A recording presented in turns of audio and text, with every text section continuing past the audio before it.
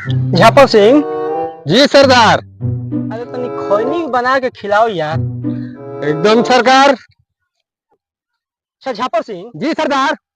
ये बताओ कि आज डकैती किए हो, उसमें क्या क्या सामान मिला रे? सामान का बारे में आपको दिखाई नहीं देता क्या सरदार? इस बंजर जमीन में कुछ दिखाई नहीं दे रहा है और आप बोल रहे हैं कि क्या मिला? अरे आप यहाँ से उठिए सरदार और चलिए कहीं गांव में। वहाँ कोई सेठ महाजन को लूटा जाएगा, तब ना कुछ माल पानी मिलेगा। हम लोग तब खा पी के ऐश मौज करेंगे। यहाँ तो कितने दिन से भूखे प्यासे पड़े हुए हैं, एक बूंद पानी के लिए तरस रहे हैं हम सरदार, है ना? तुमको हिंदी में कौन बोलने का बोला रे? साला हम भोजपुरी में बोला तनी, अब तू हिंदी में मार डायलॉग चोद रहा है। पहले खैनी खाइए।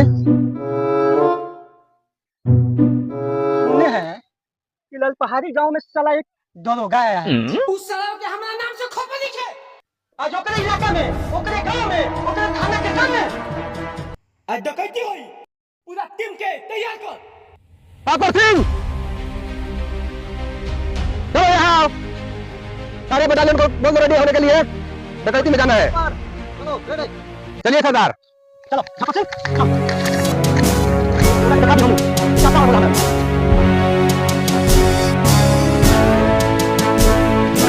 सरदार गुलजार सिंह जिंदाबाद जिंदाबाद सरदार गुलजार सिंह जिंदाबाद जिंदाबाद। चला लोकेशन तो यही था, बुझा नहीं। आगे बढ़ो आगे बढ़ो।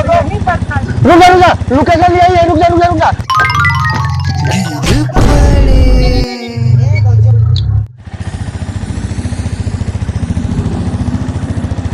सिपाही जी साहब वहाँ पे गिर गए। कहाँ पर गिरा है?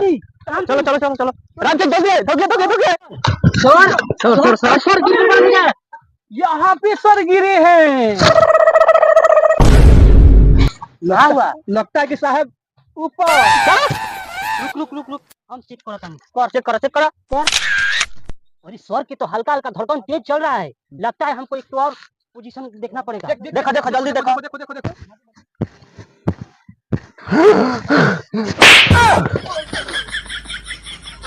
तुम लोग को रुकने को बोले तो तू भागा क्यों रे? मेरा तो अभी जाने निकल गया था। हजूर माइस्टेक गलती हो गया, आप नहीं होगा। गलती हो गई तो कहीं मसला तुम्हारा गोलियां में ना हजूर, सॉरी हजूर। हजूर ये टोपी पहन लीजिए सर। तुमको तो मन कर रहा है मार दे, ढिया जाए। तुम लोग को समझ में नहीं आ रहा है। हम तो ध्यान दे ही कर रहे चल चल बराबर। सर इतना गरम क्यों हो रहे हैं सर आज? हम बताए तुमको, करो तो बहुत। नहीं हैं। सर जो आए हैं काम के लिए वो काम किया जाए ना। अरे लोकेशन तो देखे थे कि यहाँ पर आकर हम गिर गए। लग रहा है कि इधर माथा घूम गया है मेरा। चलो लोकेशन देखते हैं, आ जाओ। चलिए। देखो यही लोकेशन आया था वीडियोग्राफी में। आओ साले को छापा मार। चलिए सर, चलिए। हथियार निकाल लीजिए सर, खतरनाक गुंडा है, नानी ट्रिपल है सर। अरे मेरा डंडा किस लिए है? मार के कपार फोड़ देंगे। अरे हजूर जी गया, हजूर। इस साला पैर मेरा साथ नहीं दे रहा है। हम लोग है ना सर, खतरा नहीं लगा गुंडा का नाम सुन के सर। अरे पहले ही जान हाल हुआ है, तुम मत बोलो, और डर लगेगा। कोई बड़ा गिरोह का नाम सुनकर आपका पैंट ढीला नहीं हो रहा है सर? अरे नहीं रे, तुमको तो मार देंगे, कान पटवा सुन हो जाएगा। हजूर एक मिनट, बनारसी पान खाई ओकरा बाद चले के डाकू के एकदम एकरा पकड़ के एकदम मुर्चा छुड़ा दे बा ओकरे गम। मिजाज बनाइए, मिजाज बनाइए। सुनो पहले यहाँ छान मारो, कुछ ना कुछ प्रूफ जरूर मिलेगा। जी सर। चलो राम सिंह, लखन सिंह देखो।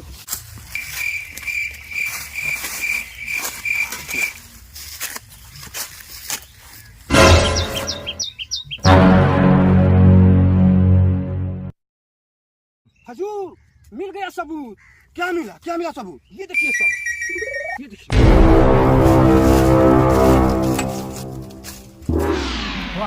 ये पिस्टल हम बोल रहे थे ना कि वो गिरोह यहीं पर बैठा था। सर आपका बात सच हुआ सर। लग रहा है कि यहाँ से वो भाग गया है। अच्छा बकरी के माई कब तक खैर मनाई? अरे एक ना एक दिन इस दरोगा के ठेहा पर जरूर। चलो उसका लोकेशन ढूंढा जाए फिर से। बंदा किधर भाग कर जाएगा किधर? जय भवानी, जय भवानी, जय भवानी, जय भवानी, जय भवानी, जय भवानी।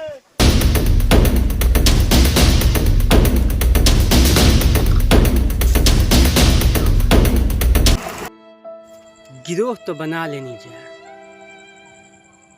लेकिन अभी तक ले सरदार के ना छोड़ा पानी जा। लागत तक हमके सरदार के ना छोड़ा पाओ। इस सारा कोनो काम के नहीं खस। मन करता के गोली मार दे। मंगिया में सजा के सनुरा पियावा के घर जइबू होई तोहर विदाई हमके न देख पाइबू।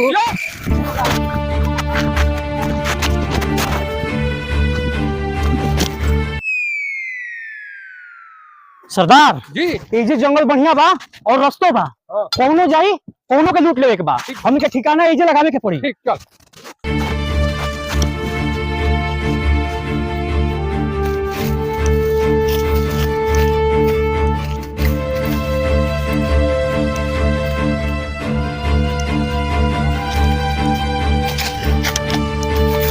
अरे हो जा।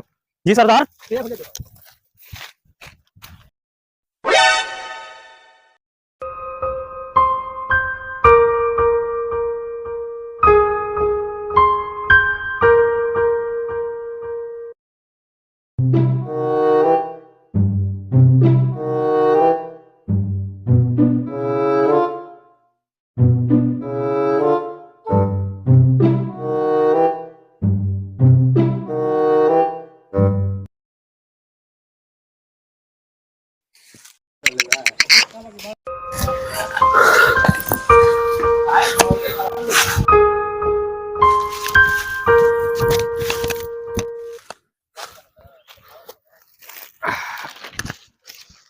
अरे कहने बारे है नहीं बे।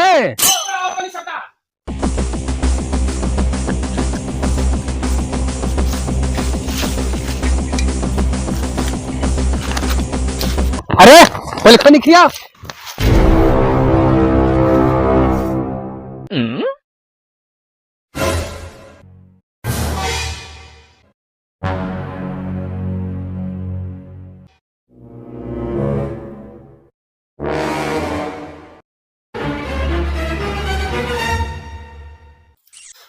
ना जाने कौन सरवा का मुंह देख ले बनी कि अभी तक अगर बही चो तो कोनो मुल्ला हमन के हाथे ना पकड़ाई। अरे ये हमनी के सरदार नु हमन आज एको चोरिया मत होको। ऐसन बड़का सरदार धसिहन नु कि बाप बाप चिलोई है। हमार लाने ना धांसी अपने साले जंगल में मंगल का होता है। आई लोग सराउ बीखे पा देता है। अरे सरवा जो जाके देख कौन आवता कि ना। अरे बड़का सरदार जो नहीं नु तो पछवाड़ा में बांस धसवा दी है। अब ना सरदार बनबू ए हमर बूची बर्दाश्त करो। पत्थर कहे ते खतरू। अरे करा बहनी करा के सरवा जावना के देखा तो खाली बीखे पादत रहता। सरदार आ गई।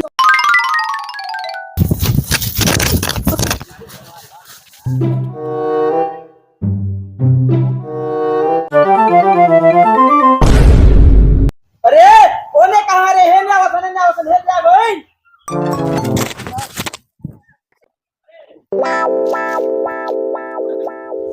साला ओने का घरे बड़ा जाता रे हे ने आवता नु। उठ उठ ताकत का बाबा जी के घंटा बड़ा चलो लोग लूटा लो आ गइल।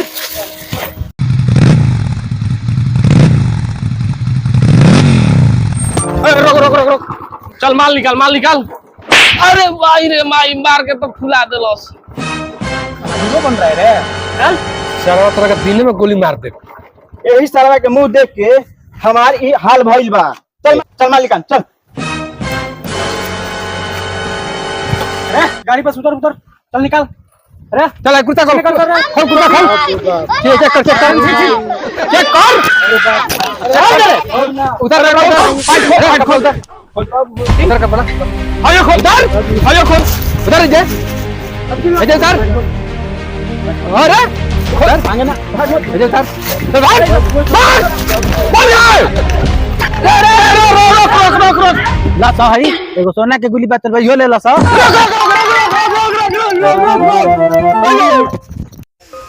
आज तो सरदार हम लोग तो हम लोग माले हो गए हो गए। अरे सरदार हवा नहीं खेलो कहां कोई। अरे सरदार दूसरा ठप हुए चलो चलो आज सरदार से कह के बढ़िया जलसा के तैयारी करावो तनी। बोतलो आई नु एकदम बोतल में बोतल टूटी। भाई अब तो माले माले हो गए हैं।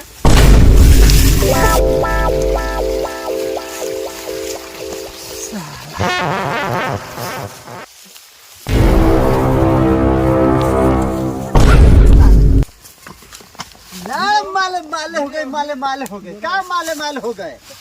साला ते डकैती को कहबे त हमर छाती पर कुछ हमर जान ले बेटा। मत मत साला साफ कर देमो। हमार लाड़े पर चढ़े डकैती चोरियो करके आवा लगे डकैतियो करके आवा ऊपर से बातों सुनो। सब सरवा हे करे चलते भइल बा। साला देखा सोना मालिक के देखिए सरदार, ले सरदार अपना गाड़ी में घुसा ली। अरे साला तो तू अपन घोप पर कॉलम के तरफ क्या कर साला है ने?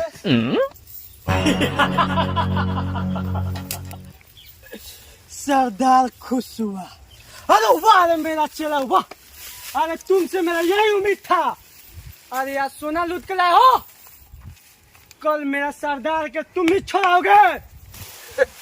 जोन काम खातिर शाबाशी देता नु वो काम हमको यही नहीं। जयन झाट एथी के छोड़ावे सरदार के लाड़ा में पेल दी की मरिए। भाईजान चलो साहिब के बड़ी देरी भइल बाटे। लागो ता कि मैडम चाय देवे में लेट कर देले होयो, नहीं चलते।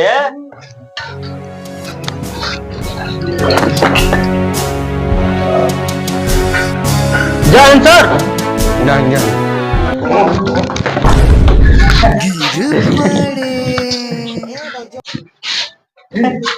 लागो ता कि मैडम भी ओवर दे देले मारिए मेरा, यही चलते डमला तरल अभी तक।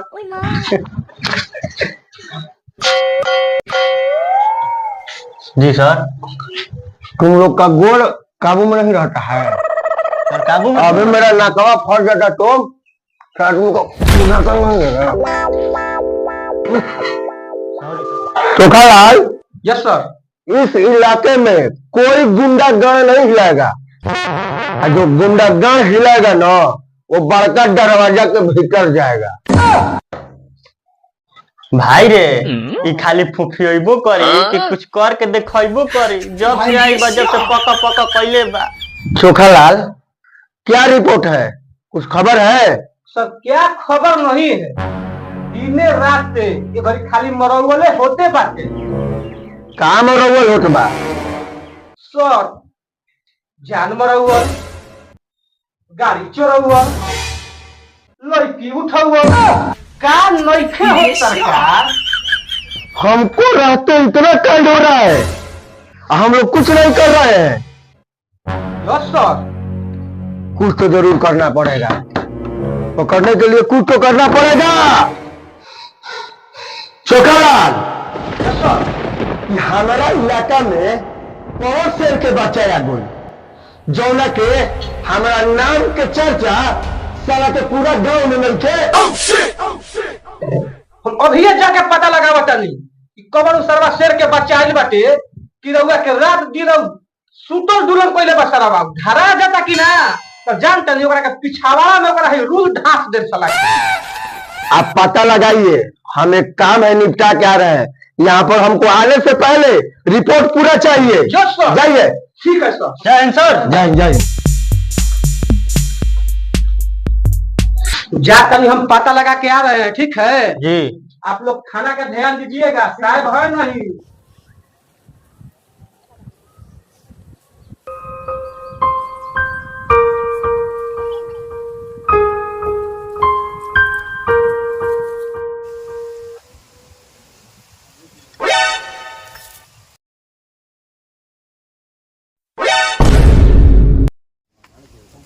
अरे चोखालाल ते अरे सरवा ते रही अब कहते हमारे गाड़ी पर पलाने निकल गई रहे।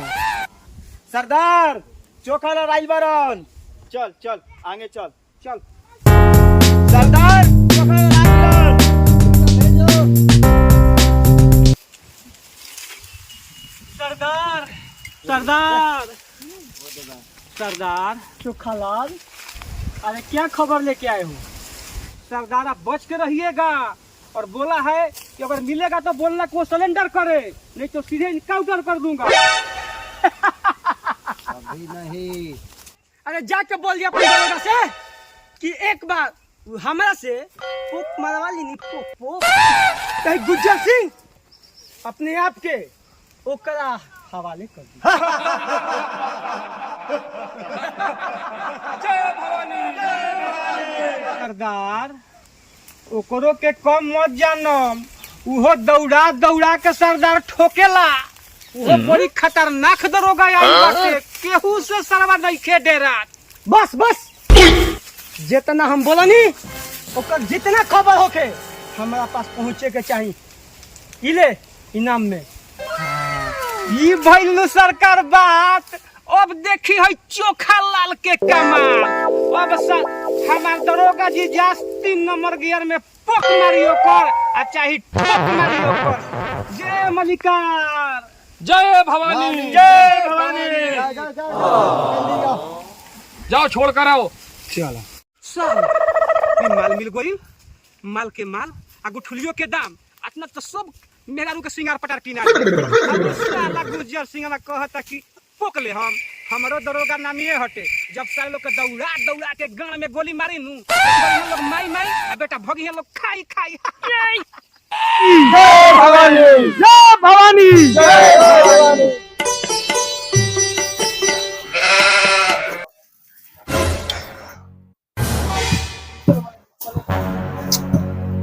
वो पैसावा रहे, पैसावा का भइल गडिए नहीं खेलो ऊपर। ए पैसा का भइल? पैसा में रहे। हां हां पैसा रहे, पैसा ए पैसा रहे, पैसा ए पैसा का गड्डी का भइल? ओ सरदार और देखिए इतना पैसा लूट लेले बनी, जीवन में अब कहियो दिक्कत ना होता कि है पैसा ली सरदार।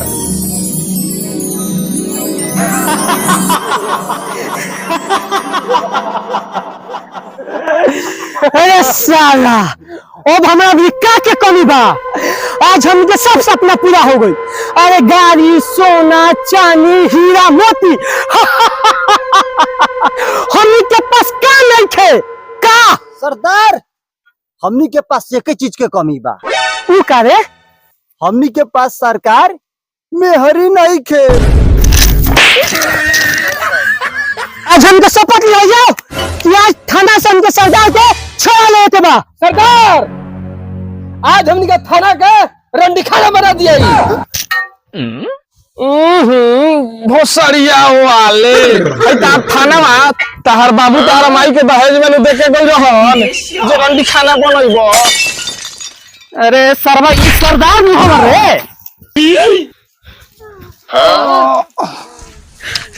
अरे छोड़ जाए दे, ई साला बड़की लत खोरे बा। अरे देखो नहीं खीस